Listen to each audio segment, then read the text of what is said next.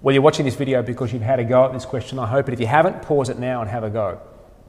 So first thing we're going to need to do is what we always do. Please remember what we always do first. It's the summary step. It's the most important step that we need to perform. So we've got somewhere, here's Earth. Always remember Tasmania because my sister lives in Tasmania. Don't forget to draw that in your summary step. And here's this star, Alpha Crucis, and measured from the frame of reference of someone on Earth.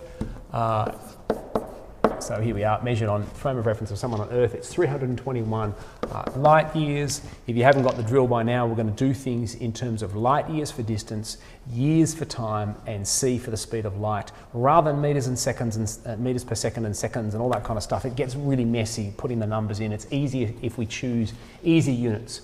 Okay, so our spacecraft is going to get there, and it's going to travel at 0.999 c, so it's going to travel pretty fast. And what we're asking is how long will it take to get there according to the astronauts on the spacecraft. Okay, so we're really asking what the time is going to be. Now you might think this is a time dilation question, but you actually don't know what the time is in either frame of reference. So you can't just transform one time into another. You've actually got to do it as a whole lot simpler, just using velocity as speed. Velocity is speed. Velocity is distance divided by time.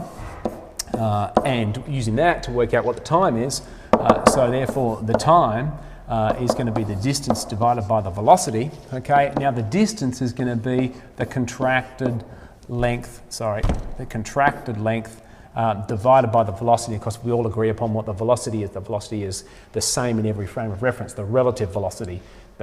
If you're on the spacecraft, what you're seeing is Alpha Crucis rushing towards you. If you're on the star, apart from the fact you'll be very hot, you're watching the spacecraft rushing towards you. So we all always agree upon velocity.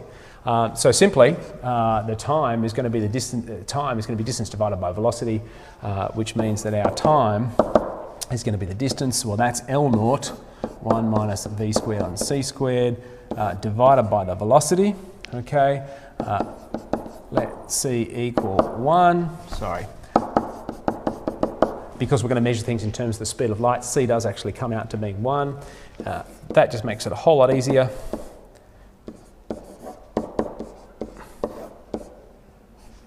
Okay, which is 321.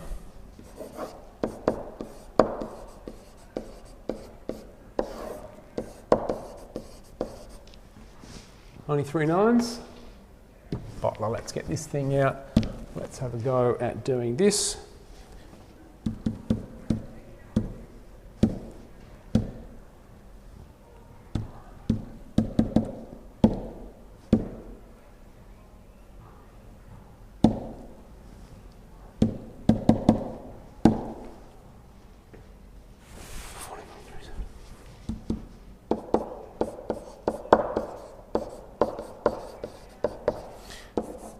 And because it's going to come out in years, in Earth years, 365.25 days, because that's the units that we've chosen, because it's convenient, because we've measured distance in light years, the distance that light travels in a year.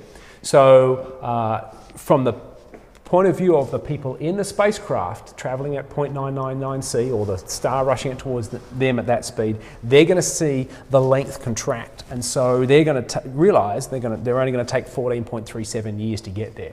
From the point of view of the people on the Earth, though, they're going to go 321 light years at nearly the speed of light. It's going to take them a little bit over 321 years to get there. It's going to be 321 divided by 0.999 will be the time it takes for them to get there, according to these guys here on the planet. But for the people on the spacecraft, it's only going to take them 14.37 years.